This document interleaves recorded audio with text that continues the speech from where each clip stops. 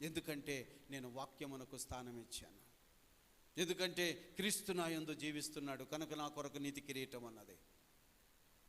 నేను క్రీస్తును పోలి నడుచుకొనుచున్నాను. నా జీవితకాలం అంతా నా విశ్వాసాన్ని కాపాడుకున్నాను, నా పోరాటాన్ని నిలబెట్టుకున్నాను. నేను అంటే పైకి కనబడుతున్నది నేను, కానీ ఇదంతా విజయం ఇచ్చినటువంటి ఆయన నా యందున్న క్రీస్తు, క్రీస్తే నా యందు జీవించుచున్నాడు. ఈ అనుభవము మనకు కూడా అందుబాటులో ఉంది. నువ్వు కంఠస్థ వాక్యాలు చెప్పినంత మాత్రాన క్రీస్తు నీలోకి రాడు. అవునా? క్రీస్తు నీలోకి రాడు.